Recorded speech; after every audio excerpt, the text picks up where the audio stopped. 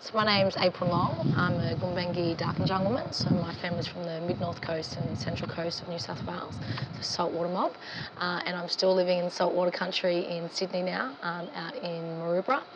So I've been in Sydney for about 8 years now, working with the local community, both out in Maroubra, so La Perouse, but also in Redfern, where I'm predominantly based as the Programs Manager at the National Centre of Indigenous Excellence. So the Program Manager is a really amazing role that I'm really privileged to have. I get to work with the local community to make sure that we're looking at community solutions to some of the challenges in our communities, but most importantly celebrating all of the excellence and just deadly stuff that we have happening both in Redfern but also across the country. So we work locally but also nationally. So I have an amazing team that, you know, some of the most amazing role models for our young people like Uncle Claude Williams, who was the first Aboriginal basketball player to play for Australia, some really young, deadly artists that are at the College of Fine Arts, that are working at the University of New South Wales and the University of Sydney, and they come here to really enrich young people through arts and culture. So arts and culture are one of our pathways, but also education and learning. So everything we do is really about looking at education as unlocking the potential for our young people. So we work here in Redfern, but also nationally, and I get the privilege of doing that every day and working with some of the most resilient communities that we have in the country, and kind of working right from the youth up to elders. So we do things like school holiday programs that are really fun and educational and really about experiential learning, and then we do things like financial literacy. So, you know, working with our community to make sure that we know what we're buying before we buy it. We know, you know, what we're doing with our money and making sure that we're looking after ourselves and paying ourselves before everybody else. So there's some of the key programs we run here, as well as an after-school program. Background is law and arts, so I guess from a really early age I was quite passionate about criminal justice issues in my community. So I guess being a lot fairer than some of my cousins, it was something that always I guess didn't sit right with me. I guess some of the interactions I saw between police and young people in my community. So that was up in Narara, where I grew up. So that really, I guess, fueled a passion for me around looking at community solutions to crime. So how do we actually stop crime from happening in the first place? How do we stop a young person from seeing jail as a rite of passage, or, you know, that's something that you have to do either to become a man or, you know, to really truly be a black fella, and that's something that I've seen a lot. So very early on I actually came down to Redfern when a young man was tragically killed here and resulted in a lot of community uproar. I came down from Narara and actually met some university students and found out, I guess, about making a difference in a different way, and that was through education. And I actually got quite interested in law, and I went to the University of New South Wales and studied law and arts there. And from that point I got very involved in the Indigenous Law Centre, as well as some international human rights kind of bodies and mechanisms, most importantly the Convention on the Rights of the Child and the Declaration of the Rights of Indigenous Peoples. So my passion's always been young people and making sure that, you know, they're as healthy and happy as they can be, and that's, you know, in education, looking at pathways of employment and not in the criminal justice system. I fundamentally think the right to be happy, and particularly for young people, the right to play and just be themselves, and whether that's speaking their language, whether that's practicing their customs and cultures, whether that's, you know, being proud of their sexuality, whether that's, you know, actually accepting their identity, be it their indigeneity or you know, their sexuality or even their gender. I think to me that's the most important thing, that when people talk about these human rights, and, you know, there are these things that are really important, you know, the right to speak your language, the right to practice your culture, but ultimately that makes a happy, healthy person. And I think too often we see, you know, people in our community who have substance abuse issues or who are in the criminal justice system. It's because they don't have those fundamental things that make them happy and make them, you know, healthy and well, and that's safety, you know, feeling safe in their culture and themselves. That's something we're really passionate about here, is, I guess, creating a really safe space. And we always say to young people when they come through our gates, you're part of the NCAE family now. It doesn't matter, you know, whether you're in out-of-home care or, you know, you're a foster child or whatever is going on for you in that world.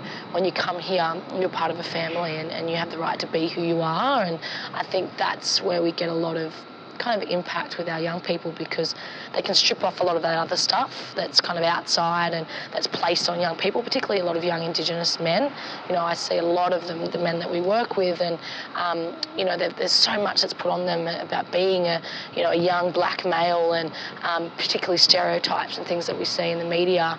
That can all kind of disappear for a little while, and they can just be a young person. They don't have to be the man of the house or anything like that. They can just hang here and, I guess, find themselves and focus on their education and just enjoy themselves when they're here. Yeah, I mean, I think there's always mechanisms to change stereotypes, and I think, you know, increasingly we are starting to see people appreciation, understanding that Aboriginal cultures are evolving and changing just like every other culture in the world, and that's actually the definition of culture. And, you know, I think a lot of the time, you know, people like to put us in almost a time capsule and see us as this stagnant, you know, ancient people. And, you know, I'm very, very proud of my ancestry and that rich, you know, culture and customs and things that comes from a really, you know, long history that I'm immensely proud of and I carry with me. But at the same time, I have a right to develop and grow in, you know, the 21st century. And I think you see a lot of young Aboriginal people now, you know, wanting to define their future and to be who they are. And, you know, people talk about walking in two worlds, but I don't think it necessarily has to be walking in two worlds. You know, I don't think that we've lost culture if, you know, we are actually digitising some of the, you know, old customs and things like that we have. You know, I think, you know, that's a continuation of culture, and I think sometimes people, you know, perhaps like to see us in, you know, laps and dancing around, and, you know, that is such, you know, dance is such an important thing for us culturally, but it's also, you know, there is modern dance, and there's, you know, yesterday in our school holiday program we did a hip-hop dance workshop, you know, and that is, you know, people ask us about, you know, what cultural workshops do you do? Everything that we do is cultural, because it's all run by Aboriginal people, it's all with Aboriginal people, and it's all about sharing our stories and, you know, practicing who we are and being creative and all of those things. So I think those kind of stereotypes I hope to see shift in time, and I think particularly with mainstream Australia, and, you know, you look at the Reconciliation Australia barometer, and there's still a huge lack of trust between non-Indigenous Australians and Aboriginal people. And, you know, I think some of those stereotypes, you know, around, you know, criminals and deviants and all of this stuff, and, you know, Aboriginal people not wanting to work and getting free cars, all of this stuff people think is long gone, but it's still out there. You know, there's still very much those stereotypes, you know, that somehow Aboriginal people are less or capable of achieving less or need a bigger hand up, or, you know, all of that kind of stuff. And I think we're starting to see a generation of young Indigenous people that are doctors, are lawyers, are, you know, proud educators, are, you know, working in trades, are, you know, chefs and all of these things. So I think there is a shift happening, but I think that, you know, kind of mainstream Australia does need to move with us, and we need to keep sharing who we are and the diversity of who we are with mainstream Australia, you know, our athletes, our riders, and kind of show that diversity as well, so we're not just kind of stereotyped as all living in remote communities and all kind of, you know, practicing, you know, traditional culture. And even that kind of, I guess, dichotomy between traditional and contemporary I struggle with, because I think it's all a continuation, and it's all culture, and it's all rich, and, you know, is about making people well. So I struggle sometimes with that classification and that pigeonholing and kind of, I guess, putting us in that time capsule that you sometimes see. I think so. I think it makes people, it's easier to understand and explain. And when I say to somebody that, you know, I'm a Gumbaynggirr Darkinjung woman, they go, oh, what do you mean? Like, what percent of you? Or, you know, and that's always kind of interesting, that people feel a need to understand something to be able to pigeonhole it and to fit that stereotype. And that's something that I've come across a lot.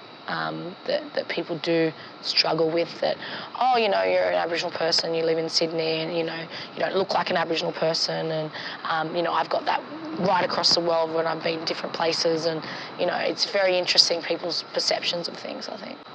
Yeah, I mean, I think there's a lot of challenges working kind of internationally. There's a lot of challenges working nationally, and sometimes it's more challenging working locally, I think, you know, a lot of the time. So I'm lucky that I get to do all three of those things, and I've learnt a lot across all three, you know, of those kind of areas, and you know, you need specific skill sets to work locally, to work nationally, to work internationally. But I guess the biggest thing I found as a young Aboriginal woman is networking and having really strong mentors, and you know, people that have been there before, that know, you know, if you're working locally, that know the local politics. If you're working nationally, know the national landscape. If you're working internationally, they know the kind of mechanisms and resources and things that you can utilise. So you're not reinventing the wheel. And I think as Indigenous people across the world, we're very, very good at sharing knowledge, and I think that's something that is a continuity across, you know, whether you're looking in America, you're looking at NZ, you're looking, you know, kind of anywhere across, we're very good at sharing knowledge and continuing that kind of, I guess, passing down of knowledge and mentoring, and that's something I've been very fortunate. You know, I've had people like Megan Davis and, you know, even people like Katie Kiss, and just people that are in the space that have been able to pull me aside and say, sis, this is what this is like, and this is what you should do, and, you know, this has been my experience. And I find that that's very important, to have those connections and to be able to have those conversations. So when you are going into different spaces and you're advocating for rights and you're trying to get an outcome, that you've actually got those basic building foundations there, because, you know, I certainly don't have that in my own family. You know, I'm you know, one of the first people to go to university in my family. You need to find those networks and really learn from each other, because recently, for example, I went to the US and I learned a lot from some communities there in, you know, Santa Fe and, you know, Seattle, and, you know, there's amazing stories, and it's not going to be able to be, you know, picked up and dropped here in Australia, but we can learn so much, and kind of, you know, particularly when things have been done before and, you know, same problems, you know, and we can have similar solutions. So I just think that networking is really important internationally. I think a really important issue right now is the right for Aboriginal people to live on their homelands and practice their culture, and we're obviously seeing at a national level a lot of advocacy done around the closure of some particular communities in Western Australia. This is not something that's new. It's not something that's particular to Australia or particular to WA. Increasingly, as we become very much an economically driven, you know, globally community, there is often these arguments around, you know, economic viability and sustainability for communities where services are too expensive to provide. And I think, you know, that's a huge concern when you're talking about the right to water, the right to food, the right to culture, and very much, you know, free and informed prior consent for Aboriginal people to be relocated off their traditional homeland. So that's something that obviously domestically I'm hugely passionate about, and I think is a big issue. But I think if you look at that as a problem, I think a solution to that is really about economic development for Aboriginal people, because, you know, if you're talking about the cost of providing services to these communities, we need to get some economies out there where Aboriginal people are actually driving their economies. So we're providing our own services. We're actually, you know, trading to other, you know, countries, you know, communities, and providing that sustainability ourselves. So I think there has been a focus on commerce development through private business ownership, but I think there needs to be a lot more done around, you know, communities actually driving economic development for themselves and in a collective way as well as in an individual way. I think it's amazing the amount of Indigenous businesses and, you know, sole traders that we have happening, you know, in Australia at the moment. But I think we need to be looking at what more can we do internationally to support Indigenous communities to really be thriving, you know, their own economies, because that would answer the solution of, you know, governments saying we can't afford to provide schools, transport, you know, health in these communities because we'll have our own economies. And I think, you know, there's a whole range of ways that we can be doing that, you know, in terms of just promoting that enterprise development and supporting communities to do that so they are self-determining. And to me, you know, one of the biggest principles in international law, particularly for Indigenous people, is self-determination. And I just think we're very good at talking about that in Australia, but what that actually looks like in practice for us, I think, there needs to be a lot more done around how we actually practically do that. So we're not reliant on government funding, and in a position where, the government of the day, like it's happened in WA, can turn around and say, look, unfortunately, it's no longer economically viable for us to provide these services to you. So I'd like to see a lot more of that happening, and it's not just unique to Australia. It's not getting a lot of media traction, but these are issues that are happening. When I was in the States, I got to meet with some amazing communities that, are completely self-sustaining. You've got a whole different system over there of land tenure and land ownership and, sovereign nations that are looking after themselves and providing all of that. Yet in Australia we have, the Native Title Act, which says you can't have economic development on the land. So it to me is keeping us trapped in a situation of, I guess, reliance and not being self-determining. So that's something I'd particularly like to see addressed at the international level.